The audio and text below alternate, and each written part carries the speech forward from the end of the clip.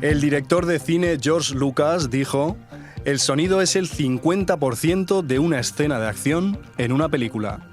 Mi nombre es Javier Jerez, bienvenidos a Cinequanon.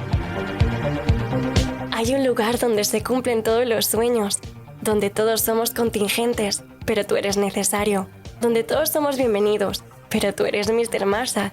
Todo puede ocurrir en la última fila del Majestic, donde se encuentran Frankenstein y Sherlock Holmes, el Dr. X y King Kong. Aquí aguardan su turno Chaplin, Truffaut, Marilyn, Wells, Hitchcock, Lee, Christopher y Bruce, Hepburn, Catherine y Audrey, y un viejo con sombrero ladeado al que todos llaman Rick. Esto es el cine. Quien lo filmó lo sabe. Venga, Cinequanon, alégrame el día.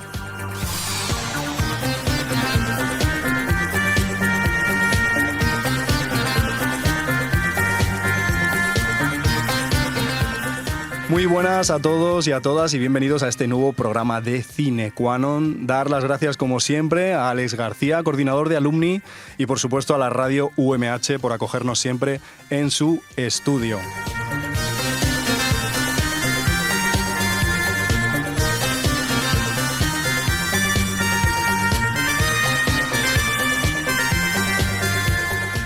Hoy vamos a hablar de algo que no se ve. Hoy vamos a hablar de el sonido en el cine.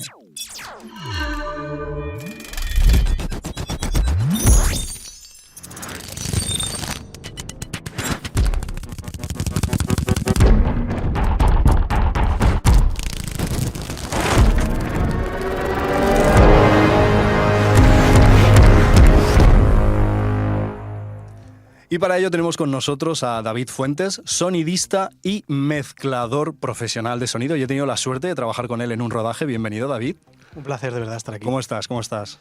Genial, encantado. Nada, yo ya lo he dicho antes de que empezáramos, pero no me he visto en otra. Hoy tengo a un técnico de sonido para hacer un programa de radio, así que me siento muy cómodo y muy arropado.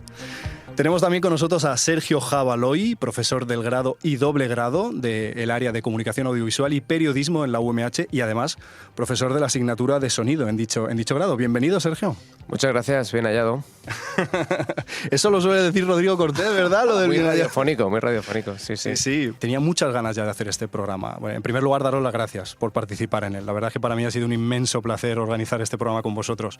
Vamos a hablar del sonido en el cine. ¿Qué importancia tiene para vosotros el sonido en el cine? Primero también agradecerte, Javier, la oportunidad de compartir estas ondas sonoras, ¿no? Este rato, hablando de sonido, y sonido en el audiovisual, en el cine, cosa que ya es altamente complicado, ¿no? Encontrar algún podcast o algún programa de radio que se centre o al menos ponga el foco en uno de sus capítulos en esta materia.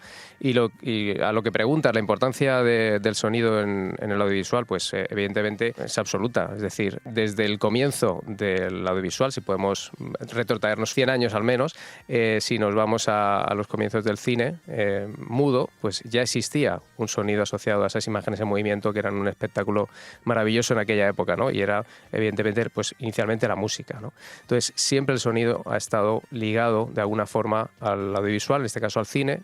Primero fue la música, luego fueron los diálogos y el resto de sonidos, y por lo tanto al unirse estos dos elementos, lo sonoro con lo visual, pues se transformó aquello que empezó a ser pues simplemente una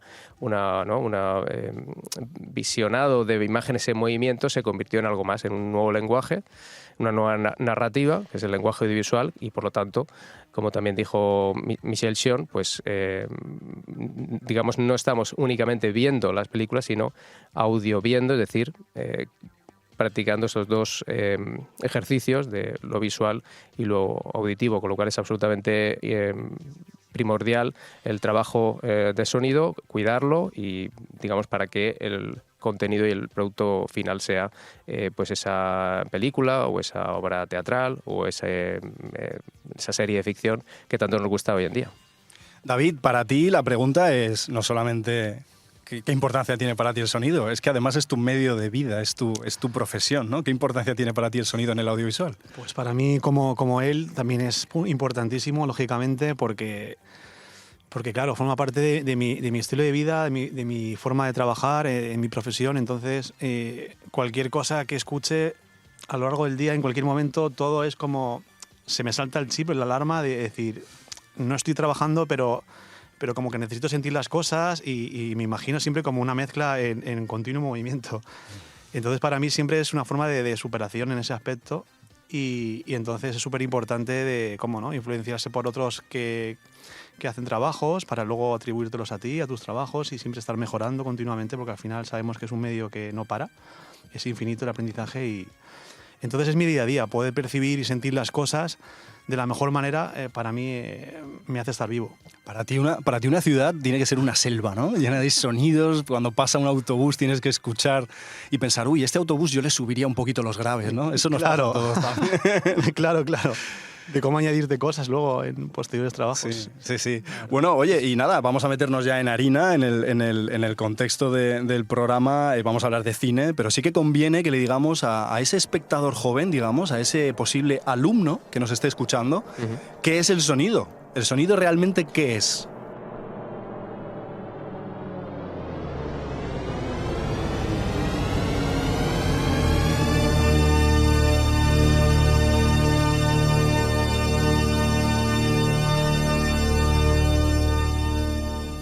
El sonido es una onda que se emite a partir de una vibración y que necesita un medio elástico para poder transmitir esa energía. Por tanto, pues tenemos el sonido que se transmite a través del aire, pero también a través de otros materiales, como cualquier sólido, también en el agua. Y una de las cosas que hablamos al principio del cuatrimestre, tanto el grado como el doble grado, es la importancia de conocer esos fundamentos físicos, de cómo se propaga el sonido, de cómo reacciona cuando choca con algún obstáculo, etcétera, para poder luego trasladar ese conocimiento a la práctica de un técnico, de una técnica de sonido, cuando va a hacer una grabación de un diálogo o cuando va a hacer luego una posterior montaje, mezcla y postproducción de sonido. Es decir, por un lado se transmite ese sonido a través del aire, el cómo llega a nuestros oídos y el cómo reacciona nuestro cerebro a esos impulsos acústicos. Es importante conocerlos para aquellas personas, sobre todo, que quieran dedicarse profesionalmente, como David, en un futuro a trabajar con el sonido, porque es un medio natural y es su materia prima. Vale, ahora mismo estamos en una sala más o menos cuadrada y yo doy una palmada muy fuerte justo en el centro de esta sala. Tal y como dice Sergio, se genera una onda que es circular. Esa onda va a llegar desde mis manos hasta vuestros oídos de manera directa, pero también existe la posibilidad de que ese sonido comience a rebotar en las paredes, ¿verdad, David? Claro, exacto. Ahí está el tema de las reflexiones, los rebotes y demás, dependiendo de dónde estés, claro. O, lógicamente en un sitio como este, pues es seco el sonido y obviamente está todo filtrado. Pero lógicamente si nos vamos a un sitio abierto como una iglesia, pues rebota en multitud de direcciones y que por eso siempre hay que controlarlo. A mí una cosa me dejó alucinado cuando estudié sonido en la carrera, en la asignatura que ahora imparte Sergio, una cosa que yo no sabía y me pareció muy curiosa. Resulta que el sonido se transmite mejor en el metal y en el agua que en el propio aire, y esto se debe a la densidad de esos medios, ¿no? Esta famosa imagen que hemos visto todos en las películas del oeste en las que ponían el oído en la vía del tren para escuchar que venía. Parece ser que el sonido en el metal viaja a unos 5.000 kilómetros por segundo. Eso es una sí, burrada. la velocidad de transmisión del sonido varía en función del medio, ese medio elástico, y bueno, sin ser yo un experto en física, pero te puedo comentar que el motivo principal es, como tú dices, por la densidad, es decir, por lo unido que están las partículas en ese medio, en este caso en el agua o en el metal. Pues las partículas están aún más unidas, más juntas que en el aire, de tal forma que cuando se produce una vibración, pues entre ellas chocan mucho más rápido y transmiten la energía, el sonido, mucho más rápido a una velocidad pues muchas veces superior a la del aire, claro. Por ejemplo, David, vimos en la película de Gravity cómo Alfonso Cuarón, el director, trabajó el sonido de una manera muy interesante, que es que en el espacio, al no haber aire, ¿qué sucede con el sonido? Existe, pero no se está transmitiendo. O no existe, porque eso es una cosa que yo personalmente no la tengo muy clara, ¿no? Aquella famosa frase de si cae un rayo en el bosque y no hay nadie para oírlo, ¿el sonido existe o no existe? Sí que existe, pero no hay un medio que lo capte, ¿no? claro, el espacio carece de ese medio elástico que es necesario. Entonces no se puede transmitir sonido o ondas sonoras. Se pueden transmitir ondas electromagnéticas y otro tipo de señales lumínicas, etcétera, pero no una onda acústica, una onda sonora tal y como la conocemos y lo que escuchamos tú y yo cuando estamos hablando ahora o cuando la gente que nos está oyendo en estos momentos. David, tú como sonidista, te habrás enfrentado muchísimas veces a tener que analizar el medio en el que estás a la hora de recoger un sonido. No va a ser lo mismo en una habitación pequeña que en una gran nave, o no va a ser lo mismo cerca de un bosque, ¿no? ¿Cómo trabajas tú la recogida de un sonido? Claro, al final, independientemente de dónde estemos, siempre hay información sonora, que eso es el punto clave. Nos creemos que cuando hay silencio o no hay nada que estés escuchando, nos creemos que no hay nada, pero realmente, lógicamente, desde el punto de vista narrativo, nos está describiendo algo. Nos está contando algo que luego lo puedes utilizar en muchos sentidos. Entonces, siempre se puede aprovechar cualquier cosa en el que estés, en cualquier localización. Lógicamente, cada sitio tiene sus características, sus puntos fuertes o sus frecuencias determinadas, pero al final todo es información sonora, o sea que siempre es útil. Y ahora nos meteremos ya de lleno a hablar de cómo funciona el sonido en el cine y de cómo se hacen estos efectos de sonido, pero creo que es vital también que mencionemos cómo nuestra psicología evolutiva ha terminado marcando también una serie de pautas o de ítems que creo que son muy importantes, que es cómo nosotros reaccionamos a ese sonido. La inmensa mayoría de las personas estaremos de acuerdo en que el sonido del mar nos relaja, pero el sonido de un trueno nos asusta, ¿no? Es interesantísimo esto, ¿no? Cómo los diferentes sonidos tienen una repercusión psicológica sobre nosotros.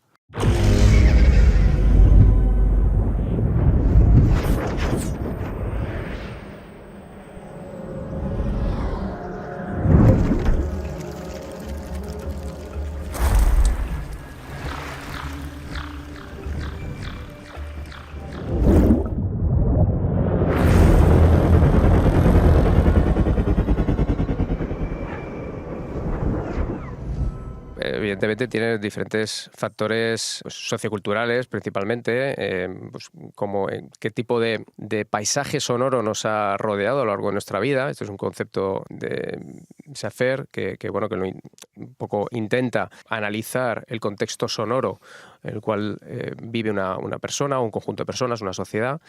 Pues no es lo mismo vivir en una ciudad como Madrid, Barcelona, Valencia, Alicante, o vivir en una aldea o en un pueblo o en una selva. Entonces, el tipo de sonidos que nos rodean de forma natural y de forma artificial construyen ese paisaje sonoro y también nos construyen a nosotros como personas, como sociedad. Entonces, lo que tú dices, esa reacción va a depender mucho, evidentemente, pues, de cuál es el entorno en el que nos estamos rodeando. Y eso también influye en el audiovisual, por supuesto, porque estamos influenciados por el cine principalmente estadounidense y bueno, pues toda la parte bélica, la parte de acción y demás que nosotros en nuestro día a día pues nunca, afortunadamente no tenemos esa necesidad de vivir, pero sí estamos muy influenciados y muy, digamos, nos sentimos muy cercanos a ese tipo de sonidos que nos rodean, ¿no? Y por lo tanto las reacciones van en relación a eso, ¿no? En qué contexto nos hemos desarrollado, ¿no?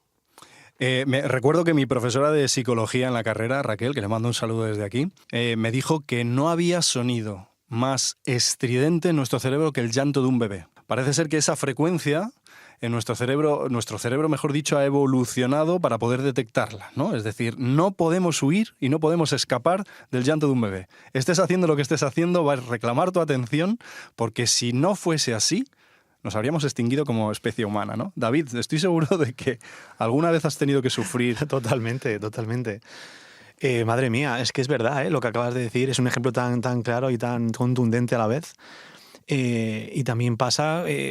Claro, con cualquier sonido que nos moleste, al final, o cuando quiere una persona que a nivel de mezcla quieres crear unas sensaciones para crear angustia, pues al final también es lo mismo, lo que pasa que en otro umbral de frecuencias, pero sí, totalmente de acuerdo. O sea, al final estás generando, o lo que tú dices, en este caso, un vínculo con la madre, con el niño, pero también puede crear angustia, como puede ser cualquier otra sensación, está claro.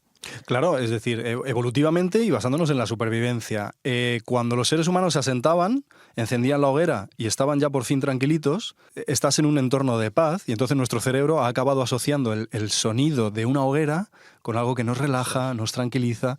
En cambio, el sonido estridente que hace un bebé al llorar tiene que ser todo lo contrario. Es una alarma, como la alarma de un coche, que lo que hace es que reclama tu atención. Y bueno, así ha de ser. Ya que sabemos que estos sonidos nos afectan de esta manera psicológicamente, a la hora de trasladarlo a los aspectos artísticos y del cine hay que tenerlos sin duda en cuenta, ¿no? A la hora de vestir una película con estos planos sonoros o con estos estilos sonoros.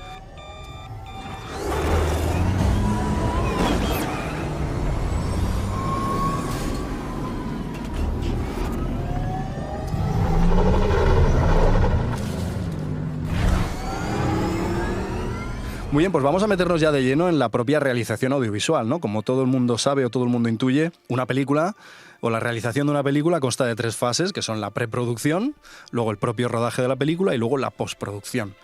Cuando una productora audiovisual se embarca en un proyecto audiovisual, la preproducción, por eso se llama preproducción, es tener en cuenta todos los factores necesarios para poder llevar a cabo esta película.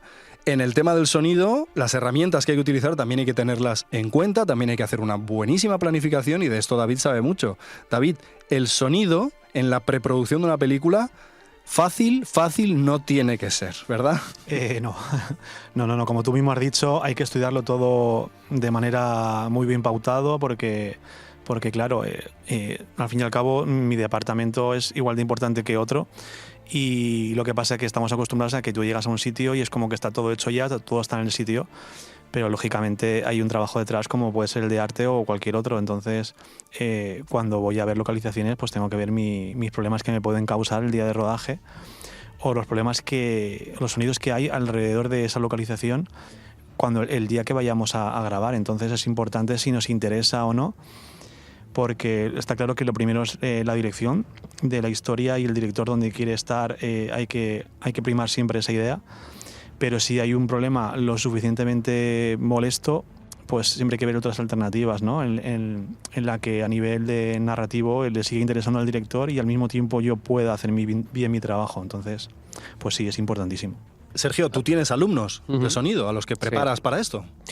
Sí, efectivamente. Nosotros lo que intentamos desde la asignatura es otorgar la importancia que merece esta fase, porque es crucial, como ha dicho David. Evidentemente no es lo mismo un proyecto grande de un largometraje o de una serie de ficción a un proyecto más pequeñito, donde, bueno, evidentemente tienes más facilidades a lo mejor de acudir a las localizaciones o, en fin, o tienes más facilidades en cuanto a lo que es la historia, pero siempre lo ideal sería que pues, el equipo de dirección, el equipo de producción se pusiera en contacto con el equipo de departamento de sonido, si hay una persona que hace, digamos, la figura de diseño de sonido y se encarga de todo el sonido del proyecto grande, o si en el caso de que, bueno, que sea un proyecto más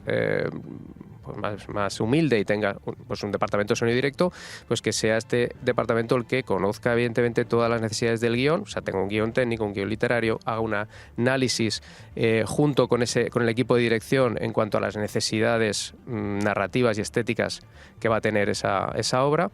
Si se encarga del sonido directo, pues evidentemente se focalizará en las localizaciones que haya, las ubicaciones, estará pendiente de que no haya demasiada reverberación, que se pueda realizar la captación de diálogos correctamente, que haya en función de la acción que ocurra, pues que los personajes no hagan determinadas acciones que provoquen ruidos indeseados para que los diálogos se aprecien de forma lo más inteligible posible. Es decir, todos estos parámetros que se pueden predecir o prever a través de un guión literario y un guión técnico y con las conversaciones entre departamentos es lo que tratamos de inculcar desde la asignatura, ¿no? Ellos hacen un cortometraje durante el segundo año y nosotros empezamos a analizar ese guión, el guión que ellos han desarrollado, que han escrito. Ellos lo analizan desde un punto de vista sonoro únicamente y hacen todas las necesidades en sonido directo, también los sonidos que van a necesitar en las etapas siguientes, si van a necesitar doblar alguna escena. ¿Por qué? Porque puede haber un problema, porque pueden grabar en exterior, una playa, etcétera. Les hacemos también que reflexiones sobre este análisis en público. Ellos explican las conclusiones a las que han llegado en ese análisis al resto de compañeros y compañeras, y posteriormente, cuando realizan el cortometraje, pues también son capaces de ver si en el análisis previo que han hecho de ese guión, pues efectivamente ha resultado positivo o se han dejado cosas por el camino. Y ya te adelanto que, evidentemente, como es la primera vez que hacen esto, pues siempre se dejan cosas por el camino y siempre no tienen en cuenta ciertas cosas. Aunque yo les digo, leyendo el guión, yo le puedo decir, pues esta escena la vas a tener que doblar porque quieres grabar o vas a rodar en la orilla del mar y, efectivamente, pues la continuidad se te va a romper en el montaje y no vas a tener opción que doblar. Y ellos, pues sí, no sé si se acaban de creer mucho lo que les digo, pero luego al final dicen, pues sí, hemos tenido que doblar. Lo van a tener que aprender. Sí. Lo van a tener que aprender. Sí, que le damos importancia. Es muy importante el primer punto, tal y como hemos empezado el programa, conocer cómo funciona el sonido en determinados sitios. No es lo mismo cómo rebota o no rebota el sonido en una playa que cómo rebota en una cocina. Por lo tanto, David, para poder hacer bien este trabajo, para poder recoger bien estos sonidos, dependiendo del entorno en el que estemos, existen una serie de herramientas que hay que tener en cuenta. Tipos de micrófono para qué sirven, de la misma manera que para captar una fotografía, todos sabemos que no es lo mismo un objetivo que otro, que no es lo mismo una cámara que otra. Con el sonido pasa exactamente lo mismo. Está claro que al final hay una clasificación de micrófonos según el uso, como tú bien has dicho. Pues dependiendo de la intención en la que busques, pues tendrás que utilizar un tipo de micrófono o en otro. Y claro, pues más o menos así a grandes rasgos disponemos de diademas, por ejemplo, que son los típicos micrófonos que se utilizan en eventos o en teatros, donde recogen únicamente a la persona que está hablando y apenas recoge al mismo tiempo el fondo. Y va justo en la cabeza, detrás de las orejas, y luego queda justamente el micro al lado de la boca, para que vaya directo y te olvides de meter, o sea, para que evitemos que se cuelen ecos innecesarios o cosas que molesten luego. Y luego, pues claro, luego está el micrófono de pértiga, que ahí va en juego, pues eso, dependiendo del diagrama polar que se dice, o sea, es dependiendo de cómo está hecho por dentro ese micrófono, recoge más información o menos información o de una manera o de otra. Pero al final todo recoge una información determinada, claro. Y por ejemplo la pértiga, que es lo que más utilizo yo, pues es un supercardioide, que eso significa que recoge muchísima parte de delante, muy direccional, y un poquito de detrás. Entonces es como que tienes ambiente y voces al mismo tiempo. Luego están los lavalier, que son los micrófonos de corbata, para quien no esté ubicado, que son los que vemos pues o bien en la televisión o en rodajes que se ocultan, en mi caso, y los coloco dentro de la ropa con una serie de accesorios para que no se vean y lo pueda captar bien a ese actor.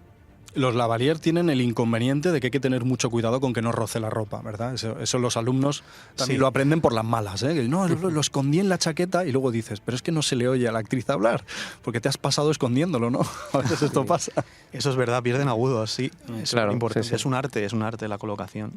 Sí, y en los últimos años la tendencia, pues gracias a la tecnología, es decir, en la profesión de David, y más concretamente en sonido directo, pues muchas empresas se han especializado en fabricar, en construir y en vender dispositivos para facilitar el esconder esos micrófonos específicos para microfonía inalámbrica. Esto viene también de la tradición del teatro musical, donde todos los artistas están microfonados con este tipo de micrófonos lavalier, que son inalámbricos, con petacas inalámbricas, y que generalmente pues, los micrófonos se esconden en el cabello para el cante.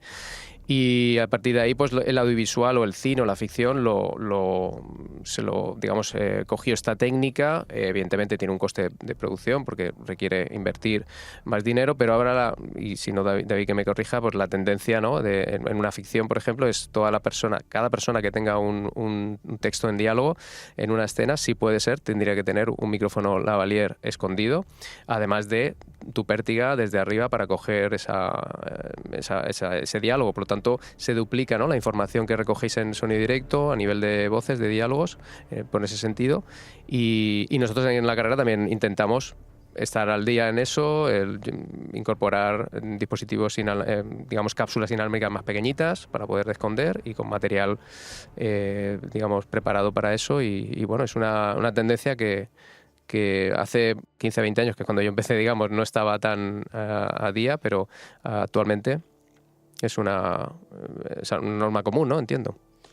Sí, totalmente. Al final ambos micros son necesarios porque al final son necesarios y al mismo tiempo son complementarios entre sí, como tú has dicho. Entonces, los dos siempre tienen que estar independientemente del plano en el que, o al menos es como yo trabajo, porque a lo mejor otras personas se pueden conformar y decir, mira, con esto me vale. Como tú mismo has recalcado, es una información de más que luego a nivel de mezcla te interesa. Entonces puedes decir, vale, lo tengo con esto, con este plano lo tengo cubierto. Sí, pero luego si tú quitas un elemento sonoro, al final te estás quitando un recurso más que luego en mezcla lo puedes utilizar a tu favor. Entonces, pues a lo mejor te interesa, la mayoría de veces te interesa coger un poco de ropa sin que se metan roces y escuchar más el subtexto, digamos, cómo respira ese actor, lo que contiene, o sea, a nivel de personaje, ¿no? Y es súper importante el lavalier para eso. Y al mismo tiempo luego la pértiga pues te recoge también esa voz como más brillante y recoge también el ambiente que hay detrás, y estás describiendo al final también el lugar en el que te encuentras a nivel sonoro. Entonces, como pues, dando más perspectiva, ¿no? Sonora a la audiencia, ¿no? En esa parte. Sí. O sea que es un sonido muy completo que hace falta tener. David, has mencionado el micrófono de pértiga, llamamos pértiga, pero en realidad la pértiga es la caña telescópica que utilizamos para sujetar ese micrófono. Ese micrófono es muy interesante y además muy difícil de utilizar, porque además es direccional y tiene que estar apuntando siempre hacia la boca. Esta imagen icónica que todos hemos visto de ese muchacho o muchacha sujetando una especie de caña de pescar, en la punta hay un micrófono, y os aseguro de que no es nada fácil utilizarlo. Yo he sido pértiga 12 días nada más de mi vida en un rodaje de una película y os aseguro que no lo vuelvo a hacer jamás. Qué difícil es el uso de la pértiga, David, porque tienes que estar constantemente buscando la boca del actor, teniendo cuidado de no matarte tú en el intento, además. Claro, totalmente. O sea, es que, claro, desde fuera vemos a una persona aguantando un palo, hablando, claro, coloquialmente, pero realmente esa persona está haciendo de foquista de audio. No nos olvidemos, al final es lo equivalente al foquista en fotografía.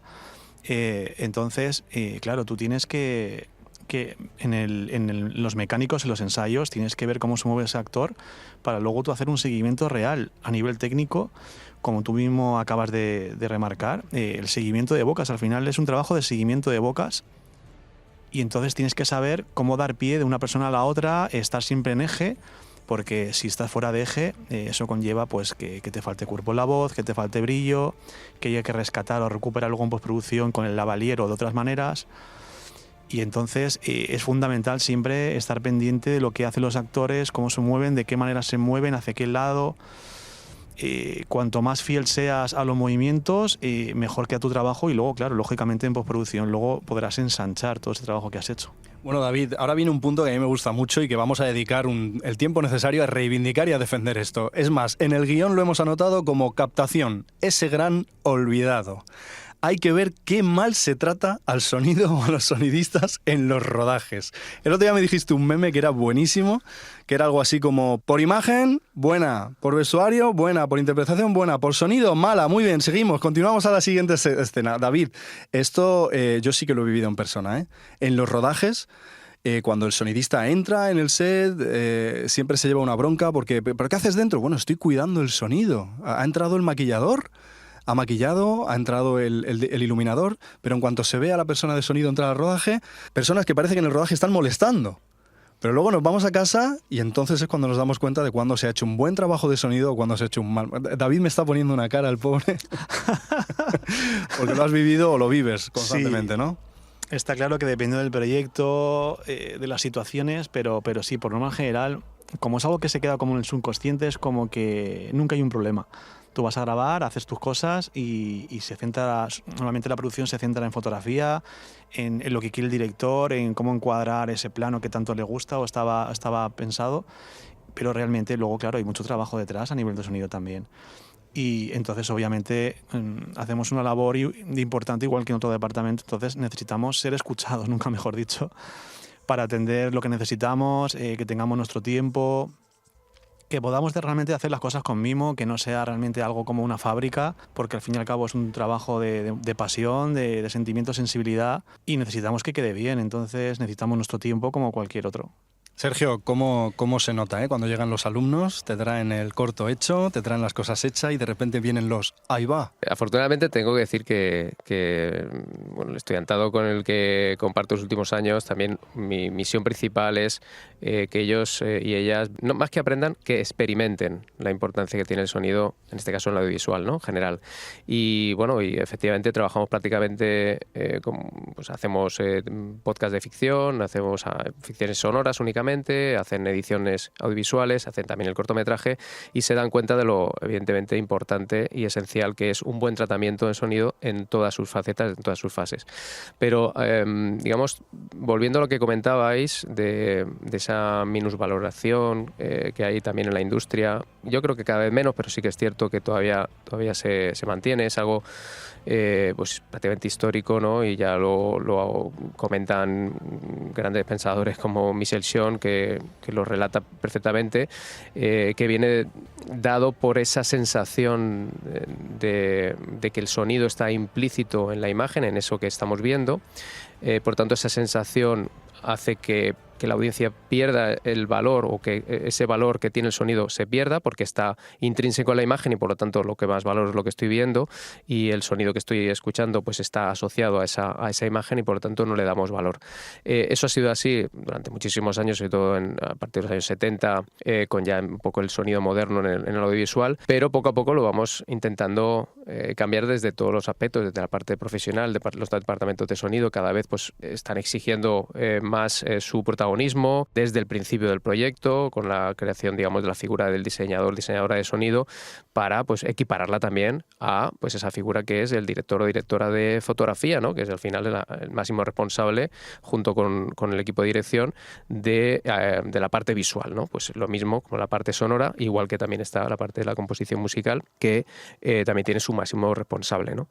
Entonces yo creo que eso hay que cambiarlo en la parte en todos aquellos entornos educativos, ¿vale? Y también, evidentemente, como David hace en su trabajo, pues alzando la voz, pidiendo silencio para que se ruede en condiciones y diciendo esta toma no vale porque hay un problema de sonido y para mí no vale. Luego está la persona que toma la decisión de continuar con eso y luego en postproducción pues seguramente tendrá que doblar, tendrá que gastarse un dinero en llamar a los actores y actrices para doblar, para reservar una sala de doblaje o cosas peores. Entonces, quiero decir con esto que esto poco a poco lo vamos a cambiar entre todos y estamos en el camino. Afortunadamente, cada vez se va mejorando más, la verdad que sí. Yo cada vez voy encontrando proyectos en los que me siento escuchado y en los que realmente se puede analizar las cosas bien con tiempo y al fin y al cabo que te dejen trabajar bien en set. Al final el trabajo de set es fundamental porque claro, están tus herramientas que están muy bien y son muy necesarias, tu material para adecuarte a esas necesidades,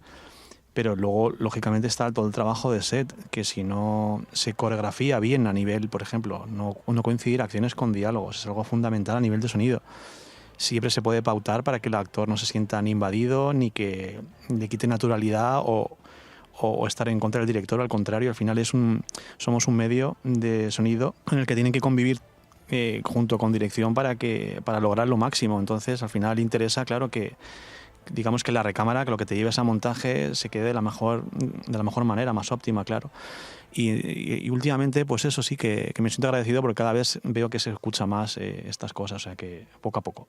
Desde aquí hago un llamamiento, ¿vale? Tratemos bien a los sonidistas en el rodaje para que los sonidistas traten bien el sonido en el rodaje, para que nos podamos llevar a casa el material bien grabado y que no vengan los ahí va, madre mía, qué susto. Bueno, David, una frase que he escuchado durante años que es silencio para wild track. David, ¿qué es un wild track?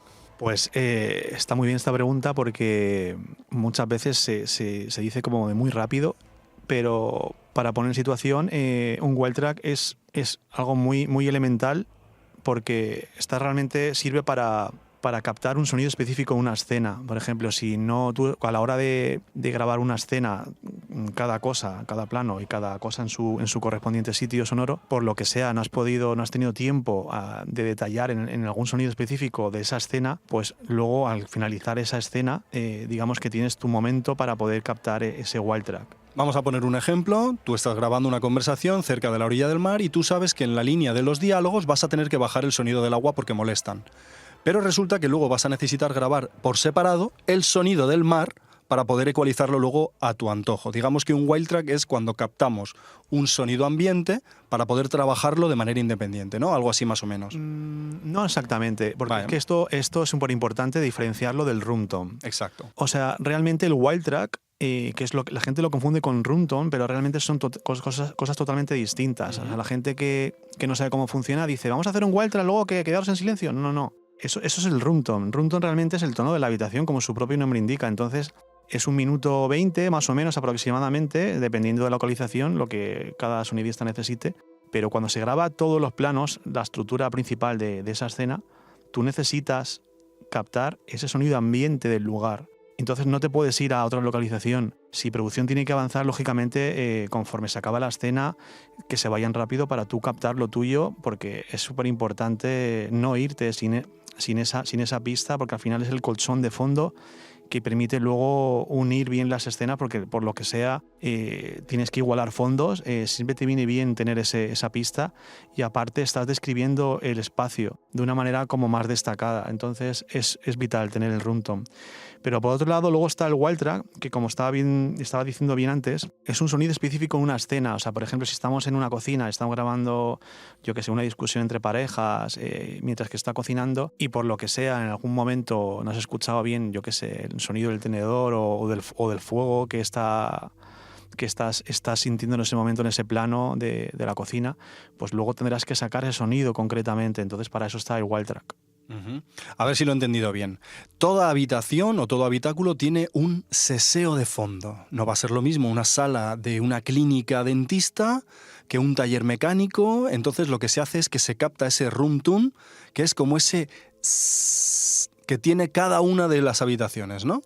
Sí, es el sonido de fondo, digamos. La descripción. De cualquier espacio, ya sea interior, exterior, en el cual tú vas a realizar una grabación de diálogo fundamentalmente o de testimonios en el caso de que sea una entrevista. Entonces, claro, lo que decía David, es importante tener ese sonido de la sala limpio y grabado de forma independiente para luego, cuando se realiza el montaje y el cortar y el colocar los diferentes clips de esos diálogos o esos testimonios, pues siempre te pueden quedar algunos huecos, algunos espacios entre los clips que no tienen sonido. Entonces, no tienen ese sonido de fondo de la sala. Entonces, gracias a que tú has grabado previamente ese sonido limpio, puedes añadirlo ahí, darle continuidad a ese montaje sonoro y que nadie de los que están escuchando esa película, ese corto, esa producción audiovisual se dé cuenta de que no existía ese montaje, ¿no? Entonces, bueno, pues al final el room tone es ese elemento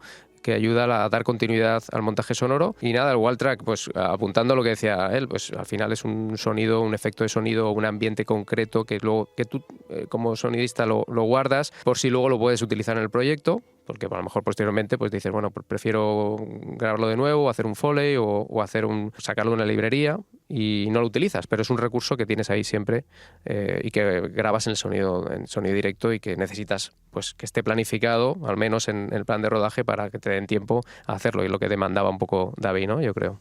Perfecto. Oye, hemos hecho ya la preproducción, hemos decidido qué tipo de micrófonos vamos a utilizar, hemos visto los espacios en los que vamos a trabajar, luego nos hemos ido al rodaje, hemos defendido muy bien nuestra plaza, hemos defendido muy bien nuestra profesión de sonidistas, y ahora viene la parte de la postproducción. Ya tenemos la película hecha y ahora hay que trabajar muy bien todos esos sonidos. Aquí las fases, imagino que son muchas también y muy variadas.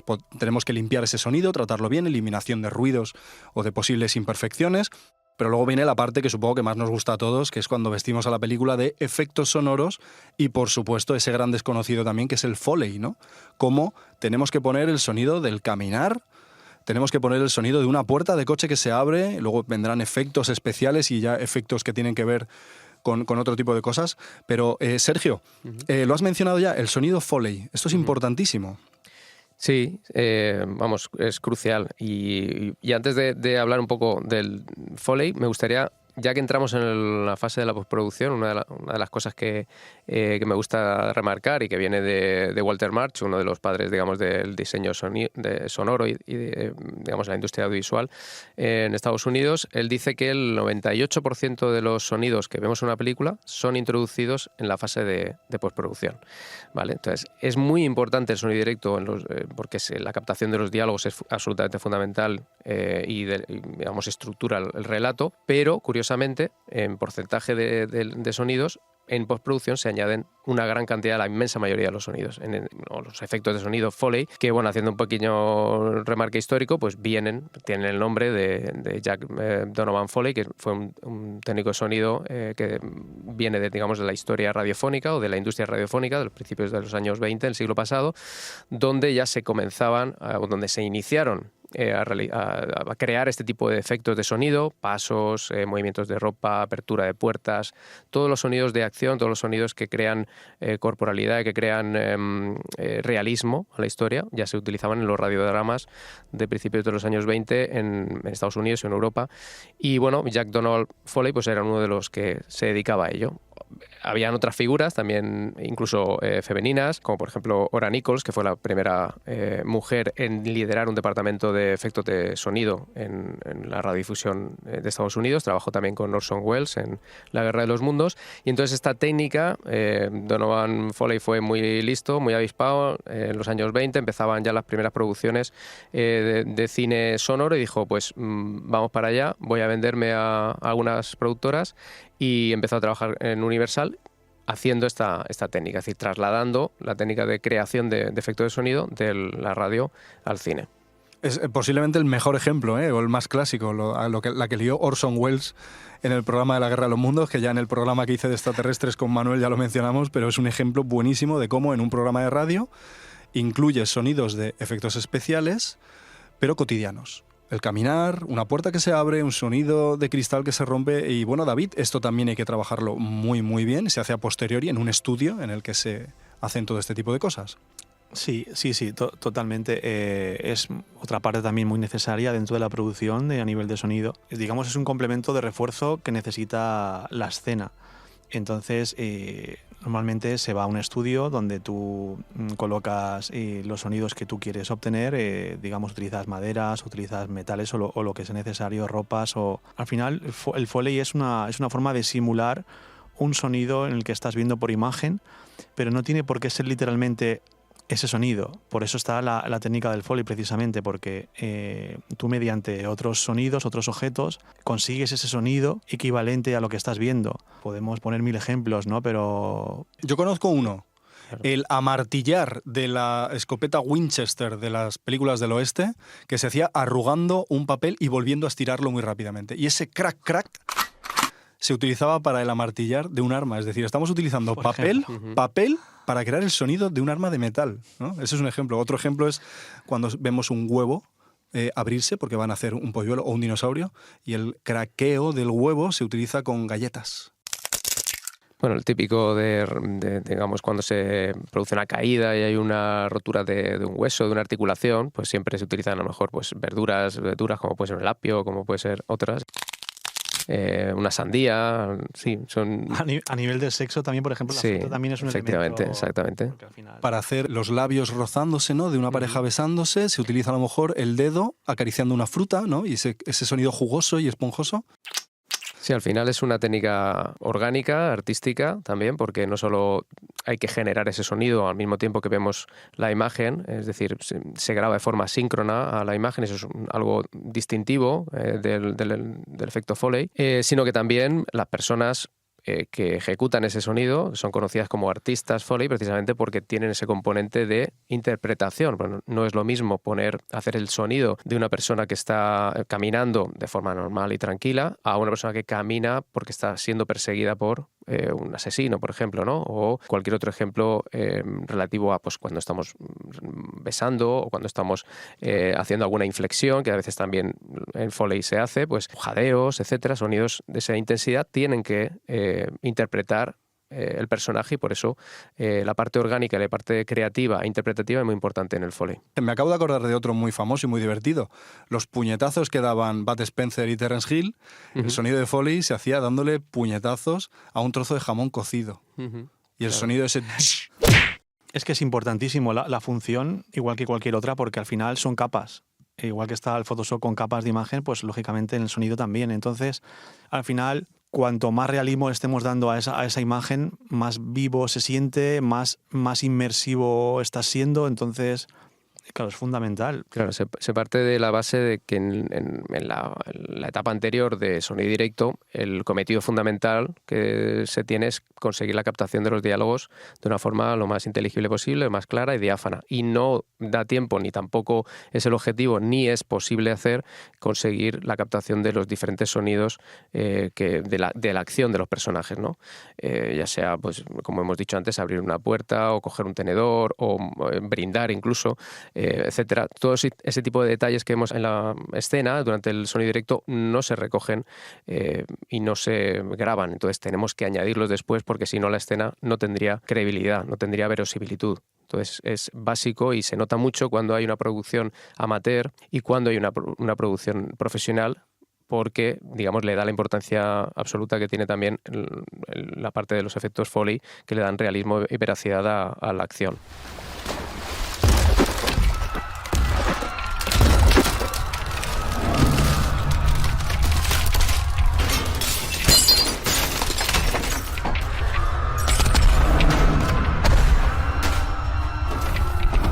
Perfecto, y en el momento en el que ya tenemos todos estos sonidos grabados, ahora viene una parte preciosa, importantísima, que es los efectos sonoros y el diseño sonoro, y sobre todo hago un enganche con una cosa que dijimos al principio, que es cómo nuestra psicología reacciona a esos sonidos. ¿Por qué el sonido de una tormenta nos da miedo? El ulular del viento en una ventana lo tenemos asociado a las películas de misterio, películas de Alfred Hitchcock, y de cómo el sonido del llanto de un bebé nos es estridente y nos excita y nos pone en alerta.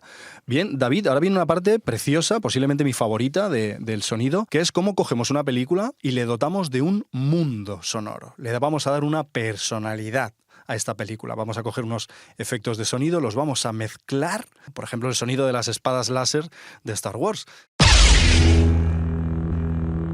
Y vamos a hacer un trabajo artístico para generar sonidos que no existían antes.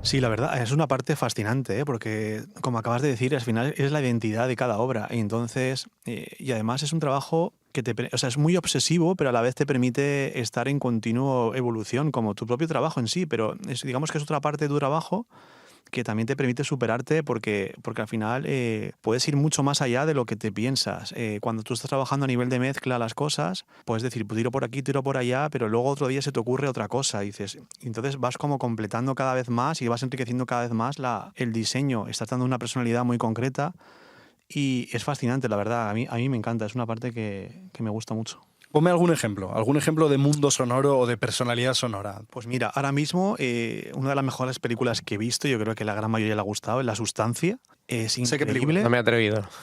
Es increíble, pues tenéis que verla, de verdad. Sé que es bastante dura, ¿no? Sí, es muy bestia en todos los sentidos. O sea, yo hace tiempo que no veía una película esté tan bien hecha. Al final todos los departamentos funcionan tan bien y son tan excelentes que es que no puedes decir nada. Y a nivel de diseño sonoro, además, al principio de la película es genial porque hay el típico rico, ¿no?, que lleva una multinacional, que va sobrado de dinero, de todo, ¿no? Y al final es como mando yo y ya está. Y hay unos planos que son increíbles en el que se ve a esta persona rica comiendo y, digamos, a nivel de diseño sonoro lo que utilizan es, él está comiendo y para reflejar lo grotesco que es, se ven planos súper cerrados que marcan como lo grotesco del personaje, lo burdo que es, ¿no? Del capitalista, que solo le importa el dinero, al final da igual el trato humano, estas cosas. Entonces se ven planos como muy cerrados, donde se remarca muy bien cómo come, rápido, mal. 50? Well, it stops.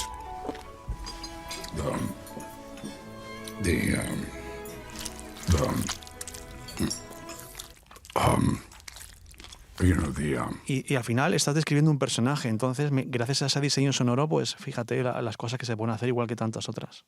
Sergio, ¿cómo se mezclan estos sonidos cotidianos, sonidos que se pueden encontrar en una nave industrial, en una fábrica? ¿Cómo se mezclan para generar sonidos nuevos, ¿no? Bueno, pues hay diferentes metodologías, evidentemente, a través de los diferentes programas de edición de sonido, diferentes plugins, pero bueno, sí que me gustaría comentar y especificar que en función también del proyecto audiovisual del que estemos hablando, no es lo mismo, como digo, un cortometraje, un largometraje o una pequeña producción, esta fase en la que estamos, en la que nos encontramos, lo que decía David de la mezcla, suele ser diferente, bastante diferente a la parte de montaje, de añadir esos efectos, de colocar los diálogos en condiciones, de hacer el doblaje, de hacer el efecto Foley. ¿Por qué? Porque en las grandes producciones los equipos de trabajo son diferentes, no se trabaja de forma interconectada, es decir, se trabaja de forma paralela, uno están doblando mientras el otro está haciendo el Foley, y cuando termina esa primera fase de montaje llega la última fase, digamos, que sería la fase de la mezcla, donde otro equipo de trabajo recibe ese legado de sonido y ahí sí se toman ciertas decisiones, tanto creativas como técnicas, ¿no? Y entonces, en este caso de cómo construir ese diseño sonoro, que evidentemente se ha planificado anteriormente y se tiene algo en la cabeza antes de llegar aquí, en la mezcla se tiene la capacidad de determinar por dónde va la historia a nivel sonoro y tomar decisiones creativas y narrativas al mismo tiempo.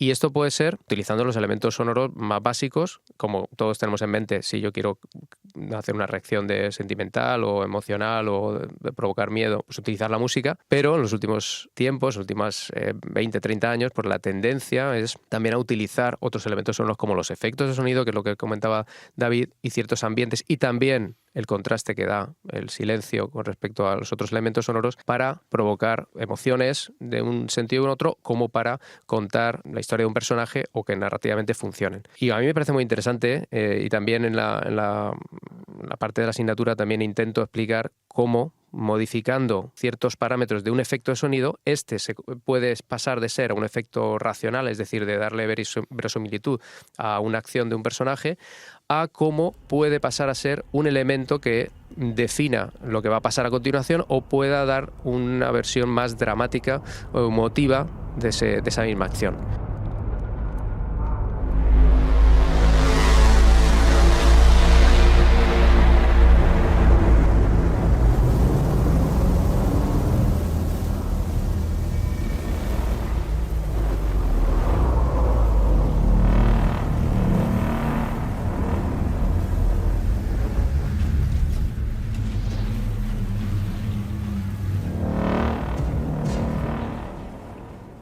Y es muy interesante porque se ve cada vez más en ejemplos, sin ir más lejos, en Lo imposible de Bayona, en la escena en la que Naomi Watts está siendo operada, está luchando por la vida y la muerte. El montaje es un montaje paralelo entre la realidad de su operación y lo que ella recuerda del tsunami, ¿no? Entonces se visualiza todo el tsunami.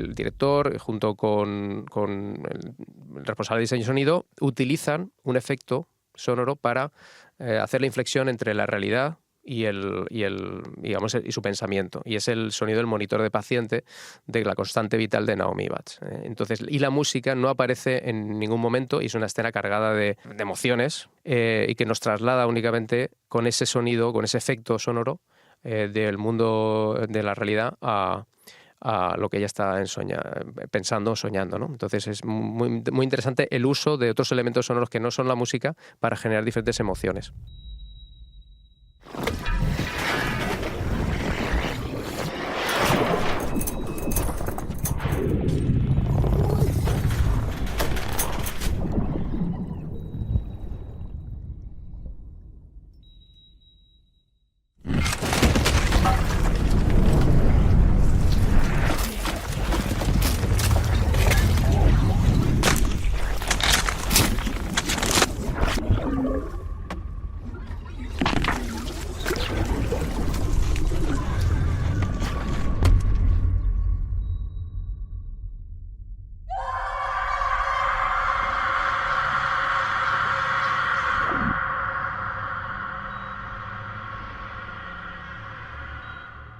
Se me han puesto los pelos de punta con el ejemplo que has puesto de Lo Imposible, porque además recuerdo perfectamente esa escena. En cuanto a sonido, también otra película de Bayona que es increíble es La Sociedad de la Nieve, que también tiene un trabajo sonoro brutal. Increíble, sí, sí. Ya ves, sobre todo en el inicio. El inicio es... Bueno, o sea, mira que la película me gusta, pero es que yo destaco por encima de todo el inicio. O sea, el accidente del avión me parece una salvajada. Buenas tardes, damas y caballeros. Aquí les habla su capitán, el general Carlos Páez. Queríamos pedirles por favor que ajusten sus cinturones para no desperdigar su cuerpo por los Andes y que recomienden nuestra aerolínea Casa Pueblo para los próximos vuelos para que sigamos. A nivel de lo que estaba comentando Sergio, de todo este trabajo que muy bien ha detallado hace poco, para meterte en la mente del personaje. O sea, al final, el trabajo en ese caso es tan preciso y es tan bueno que es que se me ponen los pelos de punta al comentarlo, porque es como si tú realmente estuvieras sufriendo eso, estás a punto de morir, y es que está tan bien reflejado que es que o sea, no se podría hacer de otra manera. O sea, si tú vives algo así, estarías experimentando seguro que esa sensación angustiosa, a punto de morir, no saber qué hacer, y en plan se acaba. Y es fascinante, la verdad.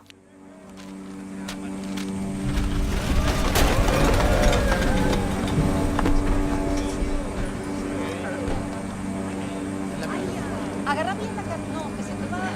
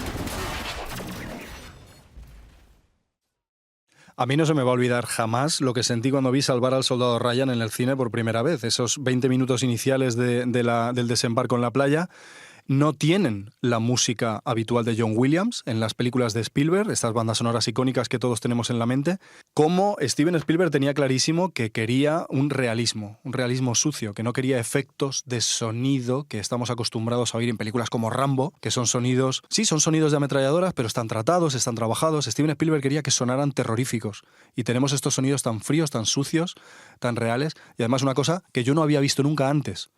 Vemos los fogonazos de las ametralladoras que están lejos y después escuchamos el sonido. Eso yo no lo había visto nunca antes, ¿eh?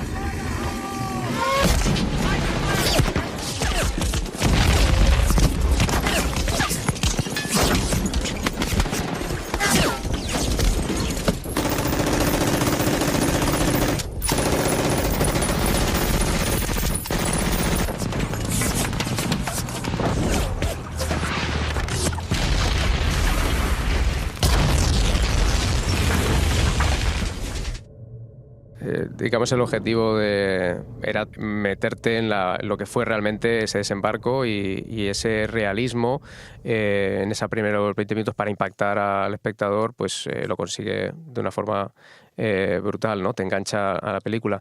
Pero también es cierto que estamos hablando de películas con diseño de sonido muy poderosos, porque son películas de acción, películas que requieren una gran cantidad de sonidos, una gran cantidad de trabajo en postproducción, pero eso no significa que únicamente el sonido de las producciones audiovisuales sea bueno, sea magnífico en ese tipo de películas, sino que lo interesante es que, y es algo que comento en la asignatura, es que el sonido tiene que estar al servicio de la historia. Entonces, si la historia es evidentemente épica, bélica o de un drama absoluto como Lo Imposible, pues tiene que adaptarse a ella. Pero también hay historias más íntimas, historias más pues de humor, de comedia, en las cuales tienes que adaptarte a esa historia, a esos personajes, a lo que ocurre, y tienes que hacerlo bien. Entonces, o incluso escenas dentro de películas muy interesantes y muy digamos, grandes, como puede ser la historia de Roma, de Cuarón también.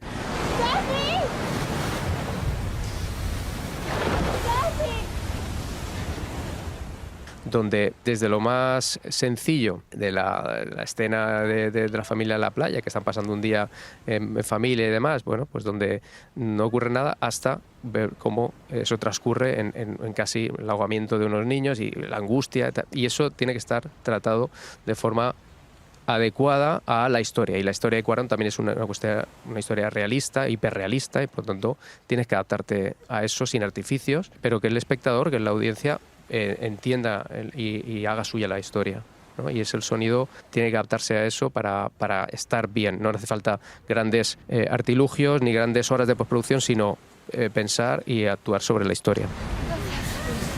Yo no la quería. No la quería. Está bien. Yo no quería que naciera.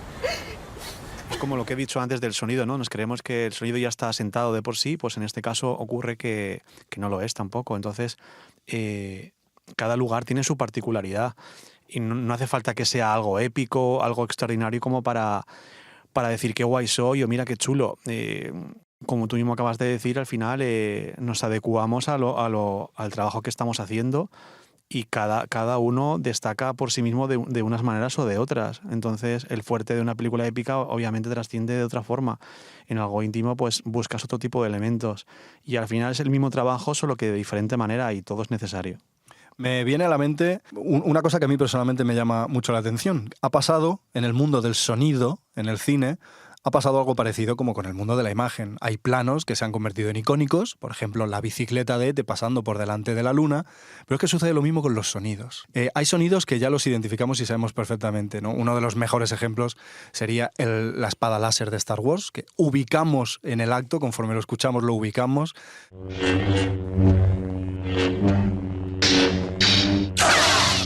Me viene a la mente también el sonido del DeLorean, de Regreso al Futuro.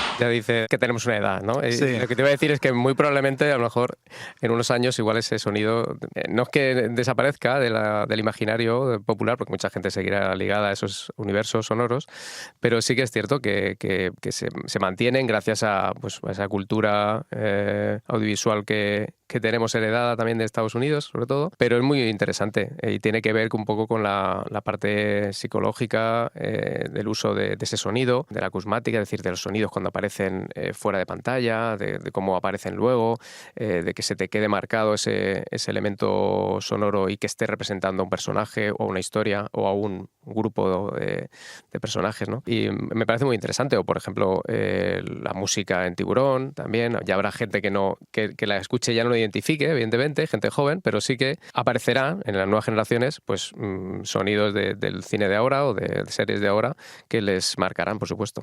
Pero mira, el sonido de Godzilla, que tiene ya 70 años. Sí. Y cuando se hacen ahora nuevas películas de Godzilla se sigue remedando ese sonido, ¿no? Es decir, ha pasado a ser icónico. Mira, otro sonido icónico, mientras estamos hablando me ha venido a la mente, el famoso Thunder Castle. El sonido de los relámpagos que se hacía dándole golpes a una chapa. Y otro sonido que también ha pasado a la historia es el grito Willem. Sí. El grito Willem, que dicen que además fue un error, ¿no? Que tenían que coger el sonido de un grito para una secuencia, no lo tenían, cogieron otro sonido que tenían ya grabado del actor, lo pusieron y alguien lo identificó, que sonaba 2 veces en la película, y dijeron, pues a partir de ahora ponlo, y mira, y se ha quedado icónico. Sí. Y no sé, ponerme por favor algún ejemplo, Sergio, una película que tú destaques el sonido o que te guste mucho ese mundo sonoro que tiene esa película. Por destacar algo de aquí, digamos, de nuestro cine, ya no sería un cine, sería, digamos, la ficción sonora seriada que podemos ver en diferentes plataformas. A mí me ha gustado mucho, bueno, me gusta muchísimo el trabajo de Sorogoyen en general. Cualquiera de sus trabajos, ya sea cortometrajes o largometrajes, creo que cuida mucho el sonido, lo trabaja muy bien desde la planificación y luego pues ha resultado ganador de varios premios. Y entonces quería destacar la serie Antidisturbios porque creo que tiene un gran trabajo en esa parte realista inicial de los primeros episodios, donde entramos dentro de ese cuerpo antidisturbios policial y vamos a una carga y hay una cantidad de cosas que ocurren en imagen, pero que están acompañados por un diseño sonoro totalmente exquisito y acorde a lo que le manda la historia en cada momento. La carga empieza porque nos atacaron. Lo que pasa es que a la gente le gusta tensar la cuerda. Tensar y luego a tomar por culo. ¿Confía en la lealtad de todos sus subordinados? Y luego cómo evoluciona esa serie hacia algo más intimista, a conocer los personajes y demás, el sonido se vuelve a adaptar al diseño sonoro. Y la última escena, por poner un ejemplo así más específico, una de las últimas escenas en el último capítulo es la escena donde están los 6 policías, personajes principales de la serie, pues hablando y conversando y terminando de tal y bebiendo, y hay un plano secuencia rodado que es magnífico a nivel de producción y de imagen, pero que también mantiene la coherencia y la continuidad que tiene ese plano de imagen con el sonido, porque estoy totalmente seguro que por detrás, para grabar todos los diálogos, todas las conversaciones, todos los detalles, las copas, el foley y demás, han tenido que dar un trabajo extra para mantener esa linealidad en el tiempo que querían con el plano secuencia. Primero vamos a brindar por este grupo, que es lo más grande que ha aparecido en mi vida, porque os quiero. Porque somos el Puma 93 y nada puede con nosotros. Somos una familia. Y para mí es de las cosas que me han resultado más interesantes en estos tiempos. También Asbestas, también me gustó mucho, de Sorogoyen, también un sonido muy interesante. Así que trabajo en España, el sonido ha evolucionado en los últimos 20-30 años muchísimo. Y hay muchísimos ejemplos de eso, pero te he puesto pero me encantan otros más. El trabajo que ha hecho también de sonido Rodrigo Cortés con la película Escape también me pareció muy interesante. David, ¿algún mundo sonoro del mundo del cine que tú destaques o que te guste o que te haya parecido interesante? Pero precisamente Rodrigo Cortés, la de Enterrado, no se me olvida, ahora que lo dices. O sea, de cómo estás metido ahí en la caja encerrado.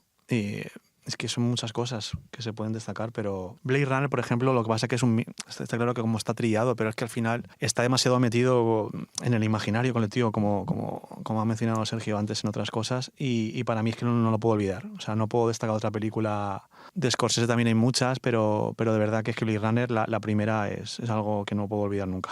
Es difícil de superar.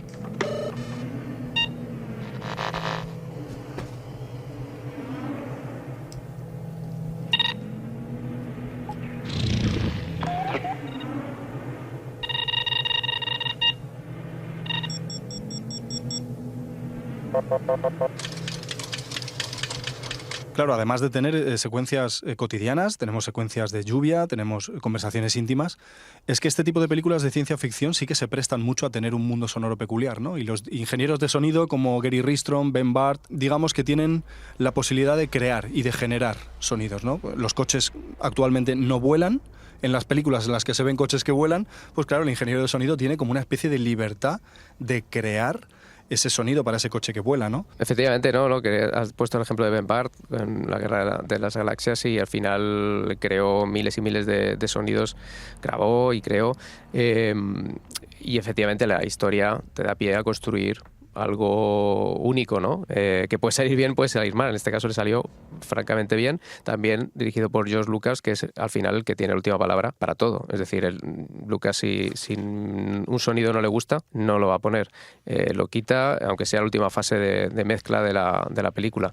Por lo tanto, quiere decir que por supuesto, Ben Barr tiene su mérito pues, absoluto, pero el peso final del director también es muy importante en esta saga. Entonces, cuando tienes una historia pues tan interesante como Star Wars o como puede ser otro tipo de saga, Star Trek o películas como Blade Runner, etcétera, pues tienes la posibilidad de crear esos universos sonoros que son únicos, ¿no? Pero también otras historias, como puede ser Psicosis de Hitchcock, pues también ha creado su universo, y no solo con la música, que todo el mundo piensa que es así, por supuesto, pero también la escena precisamente de la ducha donde asesinan a la actriz principal, pues está cargada de silencios y de efectos de sonido que tienen ese potencial efecto de desgarrador que fue esa escena para los espectadores del cine, que veían como a los 5 o 10 minutos de la película mataban al protagonista, ¿no?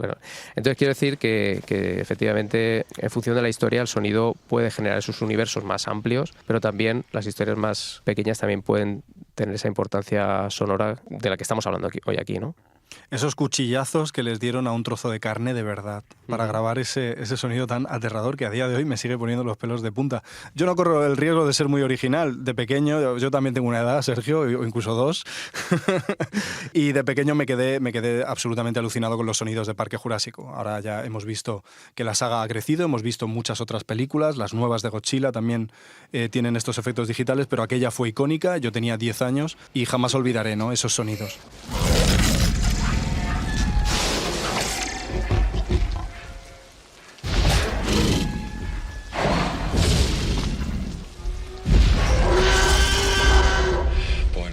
Right all the time.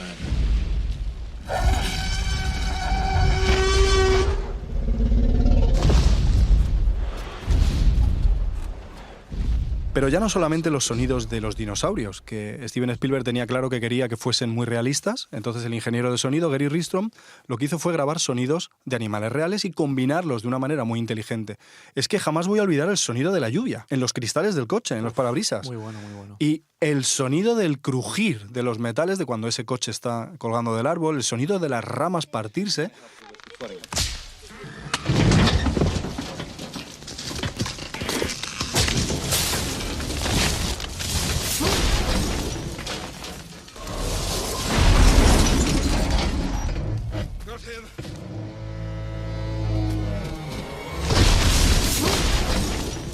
Era algo que yo no había oído nunca y me marcó.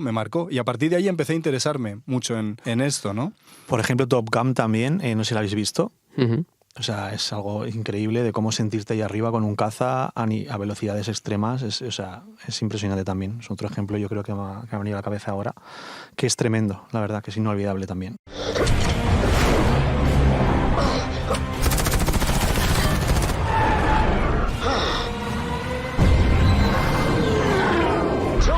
See smoke in the air. Smoke in the air, smoke in the air. Hang on. Yeah, man, splash one, splash one. Booster flares, no. Splitting the throttles. Y un ejemplo precioso que no me gustaría que se nos escapara es el trabajo de sonido que hay en la película de Gravity.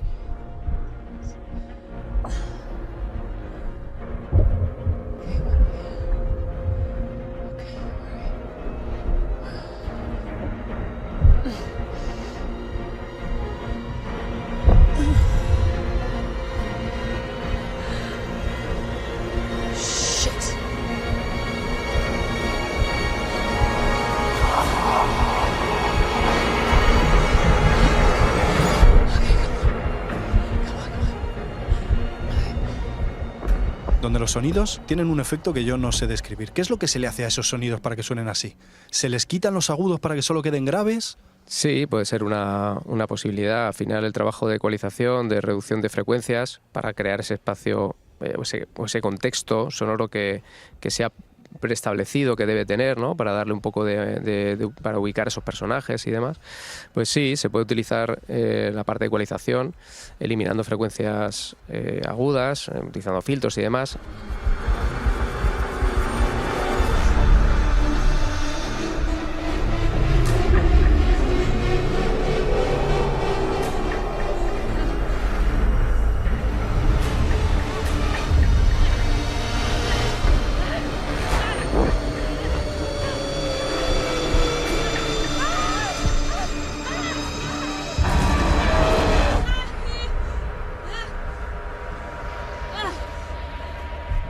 Ahora es una cosa que podríamos o dejar para otro episodio, que es un poco el papel de la inteligencia artificial en la parte del departamento de sonido, ¿no? Cómo va a afectar esto a la labor de grabación, de creación, de construcción de efectos de sonido. No sé si por fortuna o no, como todo ocurre en esta vida, siempre se desarrolla antes lo que tiene que ver con lo visual que con el sonido, y entonces los motores de inteligencia artificial generativa pues han trabajado más el convertir texto a imagen de una forma mucho más rápida y ágil que el convertir texto a sonido. Yo he probado algunas cosas y todavía no acaban de funcionar, pero estoy seguro que lo harán en el momento que alguien ponga más empeño y tiempo. Entonces, el poder describir el sonido que quieres escuchar y obtener una respuesta creíble y que luego puedas trabajar con ello y tal, pues va a facilitar mucho en algunos casos, y también vamos a ver cómo eso va a deparar pues un poco el futuro de ciertos profesionales. No sé qué opinas, David, ¿verdad? Sí, ese aspecto. La verdad que es genial que saques este pequeño espacio de esto, porque yo por ahora lo estoy utilizando las IAs con ciertos plugins para lo que es para corregir, ¿no? Corregir cosas, sí, o potenciar cosas a nivel narrativo. Entonces, claro, lo que es sonidos, que lo que tú dices, que estén ahí para crearse de forma inmediata, eso todavía le queda bastante que hacer, aunque ya hay cosas bastante destacables. Pero es verdad que ahora mismo yo, por lo menos, donde veo la fuerza y que me viene muy bien, porque el margen ahora de recuperación y de mezcla es mucho mayor. Entonces, digamos que obviamente hay que partir siempre de una buena captación para poder luego quitar cosas, pero ya lo que veo que ha habido un avance muy grande es que ya no es, el margen de maniobra es mucho mayor para no verte en contra, digamos, a cambio de otra cosa, ¿no? Digamos, añado esto, pero quito esto a cambio, porque al final, por ejemplo, típico, ¿no? De mejoro la voz, pero a cambio se me enlata. Ahora todo eso, por ejemplo, ha mejorado muchísimo. O sea, si tú tienes un buen lavalier bien colocado, sin roces ni nada, y luego, por ejemplo, estás en una iglesia y me quiero cargar el eco, me lo cargo. Y es una pasada, porque pues, puedes decir exactamente el grado de eco que quieres tener. Sin necesidad a lo mejor de utilizar mantas, ¿no? Paneles acústicos en rodaje, pues eso es una pasada. Y luego que ayuda. También hay aplicaciones, ¿no? que tú grabas un sonido con tu voz, el que sea, ¿vale? Y esa aplicación, bueno, a través de inteligencia artificial, te convierte ya ese sonido en un monstruo, un robot, ya con plugins más o menos que luego tú puedes, ajustes preestablecidos que luego tú puedes modificar, pero prácticamente puedes hacer casi de todo, convertir en lo que decías antes, de sonidos de dinosaurios y demás. Ya no habría falta ir a grabar un león o ir a grabar el rugido de cualquier otro animal, sino que tú con tu propia boca harías un sonido determinado y automáticamente el sistema, el programa a través de la inteligencia artificial te convierte eso en dinosaurio, monstruo, alienígena, etcétera, etcétera. Entonces, eso son ventajas para que todo el mundo pueda hacer ciertos trabajos, pero también no sabemos el punto en el que esto va a convertirse, igual que la utilización para el doblaje, ¿no? Clonar la voz de una persona y a través únicamente de texto ver cómo puede interpretar, cómo puede doblar, cómo puede entonar. En fin, eso es el futuro, pero es un futuro muy cercano, en mi opinión. Entonces, yo quiero estar muy atento a eso, a ver cómo evoluciona, porque en general puede transformar un poco la industria y el nivel del departamento de sonido pues también se vería un poco afectado, tanto para bien ahora en herramientas que te facilitan el trabajo y el tiempo, como en otras que pueden reducir un poco el arco del trabajo, porque hay mucha gente que se dedica pues a grabar sonidos, a ponerlos en librerías. Todos estos diseñadores que hemos hablado pues han construido un backup suyo, una memoria, una biblioteca de sonidos propios, con muchas horas, y a lo mejor eso eso en breve periodo de tiempo pues lo podrías tener con un clic, ¿no? Entonces, bueno, pues quería ponerlo sobre la mesa en la No, está en la bien, tertulia. porque además tenemos que cerrar el programa con alguna reflexión y esta es muy interesante.